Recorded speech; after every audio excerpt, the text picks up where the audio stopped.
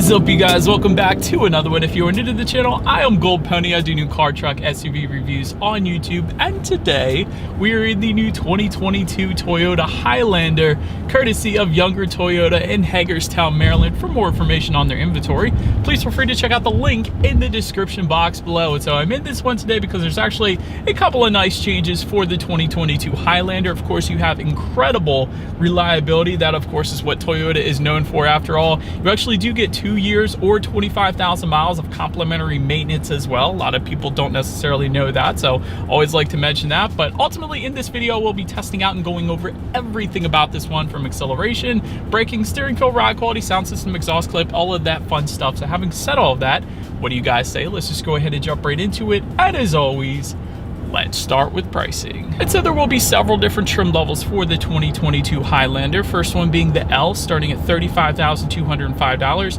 LE for $37,405, XLE for $40,405, XSE, which actually is the one we have today, starting at $42,000, Limited for $44,360, and Platinum for $47,560. By the way, that was all pricing for the front wheel drive configuration. If you wanted to add all-wheel drive, simply add roughly $2,000 then to any of those prices. But regardless of trim level that you go with, the power plant on this thing is going to be the same. Powering the 2022 Highlander will be a 3.5 liter naturally aspirated V6, putting out 295 horsepower at 6,600 RPM, 263 pound-feet of torque, coming in at 4,700 RPM.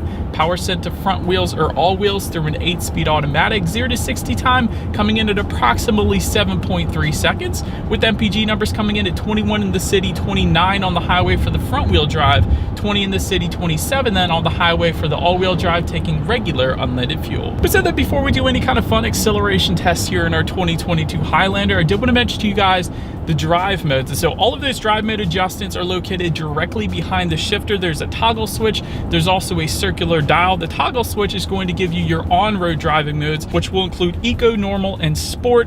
Then the circular dial is actually going to give you mud and sand along with rock and dirt. And you do actually have a snow driving mode then as well, which is going to come in super handy, especially here in Western Maryland. But nonetheless, those drive modes will adjust things like the shift points, the throttle response, and the all-wheel drive system engagement. So now, having gotten all that out of the way, what do you guys say? Let's go ahead and find a straightaway here. Let's put the Highlander to the test, and let's see how quickly we can get our new 2022 Highlander here up to speed. All right, you guys, in 3, 2, 1. Wow, that's actually really good.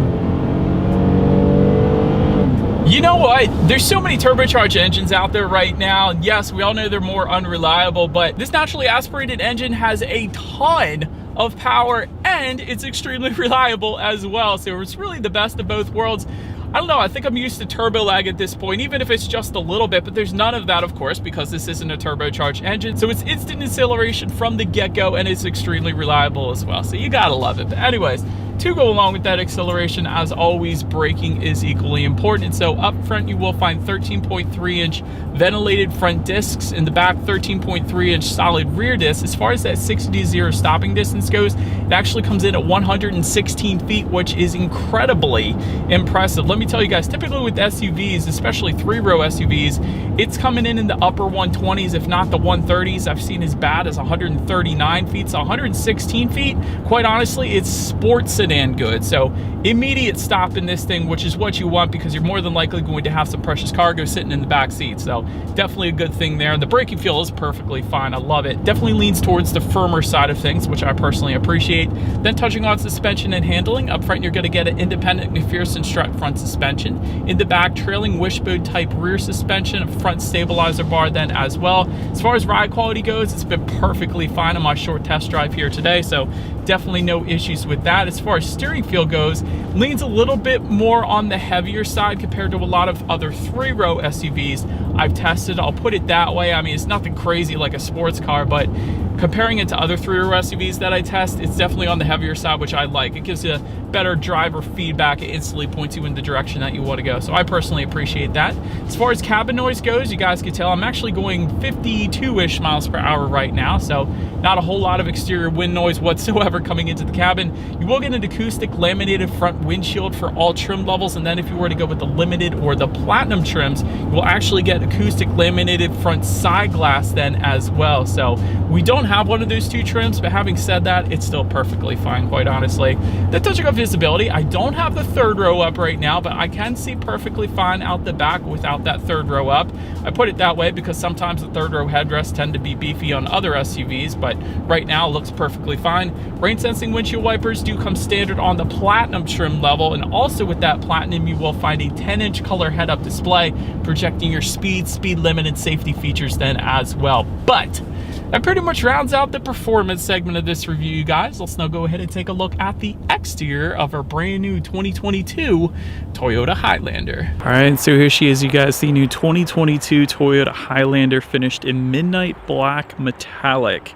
Just got it washed up. It looks pretty dang good, I gotta be honest. But anyways, let's go ahead and start up front on this one. Front grille, of course, is going to differ amongst the trim levels. You're either going to get chrome, silver, or black surrounds, depending upon the particular trim level that you go with the XSE being more of the sportier trim level, at least in appearance. That is why we're going to have gloss black surrounds, which look dang good on a black exterior. So that's just my personal opinion. Silver accenting then found on the lower portion of that front bumper, only if you go with the Platinum trim level. That makes sense. It's more of the prestigious trim level, so to speak. To the sides, LED headlights do come standard on every single trim level across the board for added illumination at night. Automatic feature, of course, coming with that as well, meaning when it starts to get dark at night, those headlights will turn on automatically for you there. LED daytime running lights also coming standard. LED fog lights with the LE trim level and up if you wanted them. And then you actually get high output LED fog lights only for the limited and Platinum trim levels. But I also wanted to add, with that Platinum trim level, you actually get adaptive front lighting, meaning when you're going around a bend at night, those headlights will swivel based on the direction of your steering angle, better help illuminating than what is around that bend. So it's kind of a safety feature in itself. And even the whole front fascia is going to differ amongst the trim levels. For example, if you look at this particular XSE trim level versus maybe an XLE, the XSE is going to have much more aggressive design as opposed to the LE trim level. So I wanted to mention that. Also really like the hood crease you guys can see here in the middle. That actually is very prominent when you're driving. I think it's a pretty cool look. It gives it more of a beefier feel when you're behind the wheel. But anyways, pretty much rounds out the front end of this one. Let's now go ahead and make our way to the side of the Highlander. All right, so now since we are around to the side of this one, silver or gloss black roof rails come with the XLE trim level and up. Rear privacy glass is going to come standard for every single trim level across the board. Chrome beltline molding or gloss black molding in our particular case, since we have the XSE trim level. Gloss black A-pillar, you're not going to be able to obviously tell with a black exterior, but if we have maybe a silver or white exterior, or any other color really, there is going to be that gloss black A-pillar just above that side view mirror there. So I did want to emphasize that. Speaking of those side mirrors, they are body colored power adjustable side mirrors. They are heated with LED integrated turn signals as well for every single trim level across the board. No matte cladding on the side skirts either. Bravo Toyota. I love that they do this. So many SUVs out there put that matte black unpainted side skirts, and Toyota doesn't do that with the Highlander, so it looks so much more high-end, so much more finished, in my personal opinion. I particularly love it. Taking a look down at the wheel configuration, 18-inch alloys for the L, LE, and XLE trims, 20-inch machine-finished alloys for the XSE, that obviously is what we have right now, 20-inch chrome alloys for the Limited, and 20-inch silver alloys for the Platinum. But pretty much rounds out the side of this one. Let's now go ahead and make our way to the back. All right, so now since we are around to the back of this one, body colored shark fin antenna all the way to the top.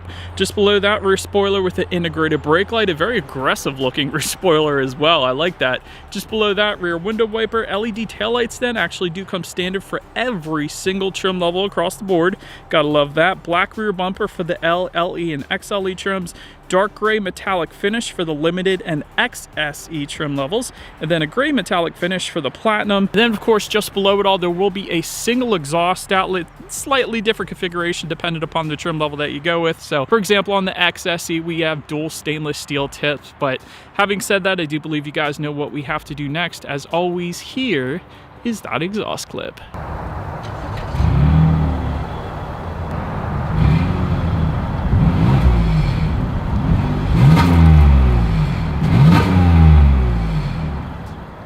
And so now, since we are around back of the Highlander, when it comes to opening that rear tailgate, it is a power tailgate. If you were to go with the LE trim level and up, that is how you're going to go ahead and get that. There is a button on the key fob if you wanted to open that up. There's a button on the tailgate itself, of course, and a button by the driver's side lift knee then as well. But once opened up, cargo capacity comes in at 16 cubic feet even behind that third row. If you were to fold that third row down, that bumps it up to 48.4 cubic feet. And then with all rows folded down, it is going to come in at 84.3 cubic feet. So definitely a good bit of space there.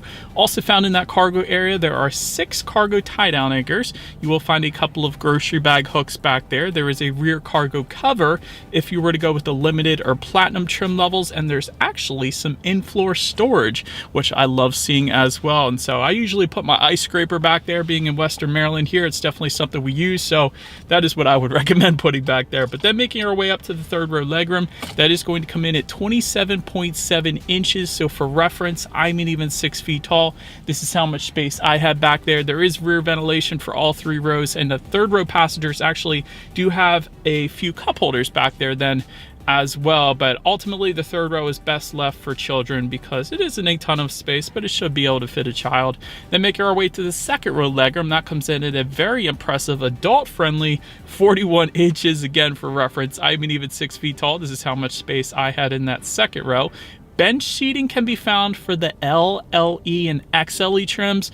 Captain's chairs, however, like we have today, can be found on the XSE, Limited, Platinum, and available for the XLE. I know that's a popular question for the Highlander, so did want to specify that there. Second row window sunshades can be found with the XLE trim level and up. I love that. If you go with the captain's chairs configurations, each captain's chair is going to give you kind of a folding armrest, which is pretty nice. If you go with the bench seating, you actually get a rear center armrest with cup holders.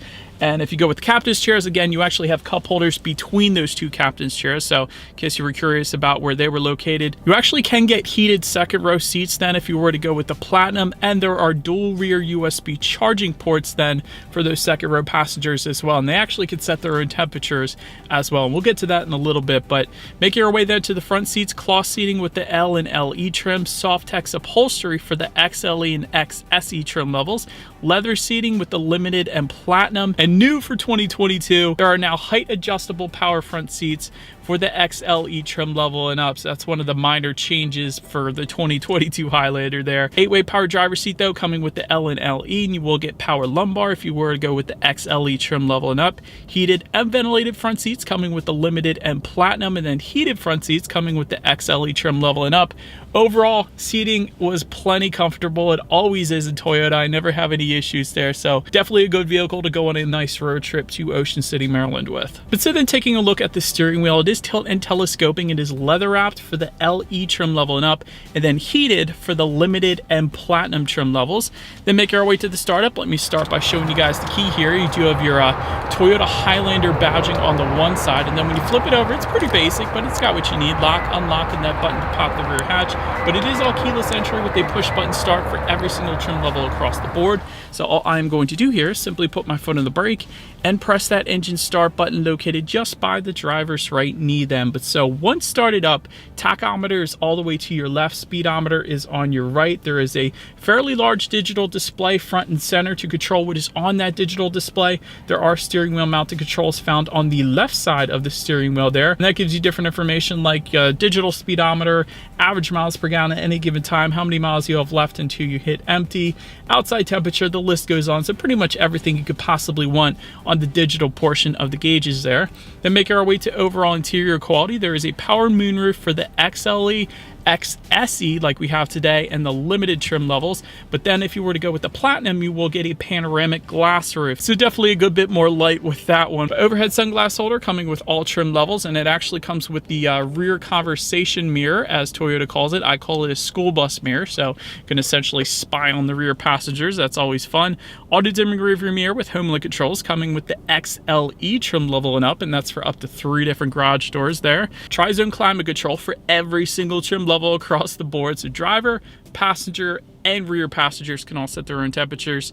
Wireless phone charger with the XLE trim level and up. Ambient interior lighting for the limited and platinum. Driver voice projection system found just in front of the driver's side visor here. That's for every single trim level across the board, so you really get to be a school bus driver then. But overall, interior quality is actually pretty incredible. I gotta be honest, for this price point, you have some contrast stitching just above the passenger side glove box. I like this red and black contrast soft text upholstery that we have in this one.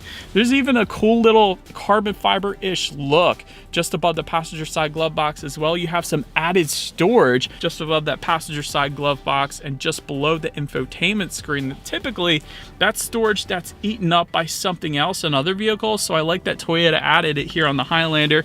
Just in front of the shifter, you have a decent amount of storage there, perhaps for a cell phone. 3 USB charging ports, 12-volt power outlet. You also have dual cup holders. There's an electromechanical parking brake, and within the center armrest is actually where you're going to find your wireless phone charger, and of course, decent amount of storage with the 12-volt power outlet in there as well. So overall, I love the contrast colors, and overall interior quality is pretty dang good in this thing. But now let's go ahead and make our way to the tech display here. 8-inch color touchscreen display, essentially coming standard on all trim levels but the Platinum. Platinum's going to bump that up to a 12.3-inch color touchscreen display. Bluetooth and audio streaming do come standard. Android Auto, Apple CarPlay coming standard for all trim levels, but if you were to go with the LE trim level and up, it's then wireless Android Auto, Apple CarPlay, so you gotta love that. Factory navigation system coming with the limited and platinum. Of course, you can check out your radio information up there. By the way, when it comes to the sound systems, you will find 6 speakers for the L, LE, XLE, and XSE trim. So although we have the XSE, we actually do have an upgraded sound system with ours today. We have an 11-speaker JBL sound system available for our XSE and coming standard with the limited and platinum. So having said that, what do you guys say? Let's go ahead and turn on some Christmas music since we're in December, and let's test out the clarity of this one. I'll be home. Those old songs don't really showcase the capabilities of these new sound systems, if I'm being honest, but I could tell there was a good bit of bass, pretty good clarity, although that song was probably recorded in the 30s maybe. I don't know. But yeah, that sound system was plenty fine. JBL, I used to have a JBL subwoofer back in the day, one of my old cars, so they're definitely a very reputable company. But so then last thing I wanted to mention to you guys on that infotainment screen is when you do put the Highlander in reverse, you of course will find a rear view camera coming standard across the board. And if you were to go with the Platinum, you're going to get a 360-degree camera with a digital rear view mirror, which essentially gives you that rear view camera within that rear view mirror, which is pretty darn cool. But anyways, that as always is going to lead us into safety. And so to start, the Highlander is an IIHS Top Safety Pick Plus, which is the very highest designation given by IIHS, and that pretty much says it all right there. Front side curtain airbags do come standard, driver's knee airbag as well. In the back, you're going to have latch, aka lower anchors and tethers for children for the rear car seats, rear child door locks, tire pressure monitoring system, but also for all trim levels, you will get Toyota Safety Sense 2.5 Plus, which gives you a pre-collision system with pedestrian detection, dynamic radar cruise control, lane departure alert, automatic high beams, lane tracing assist, and road sign assist then as well. Then if you were to go with the LE trim level and up, you're going to get a blind spot monitoring system with rear cross traffic alert. And lastly, limited and platinum trims are going to add front and rear parking sensors along with automatic braking then as well. So overall, when it comes to my final thoughts, this thing is excellent safety. That IIHS Top Safety Pick Plus rating pretty much says it all right there.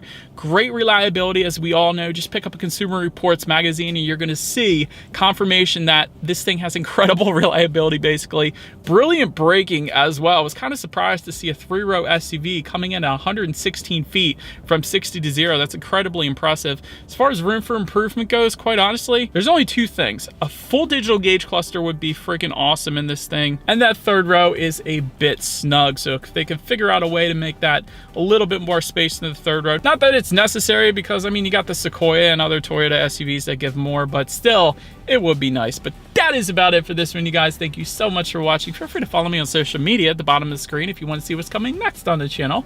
Before it actually gets to YouTube, be sure to hit the subscribe and the bell notification button if you're into new car reviews. That is what we do here on this channel after all.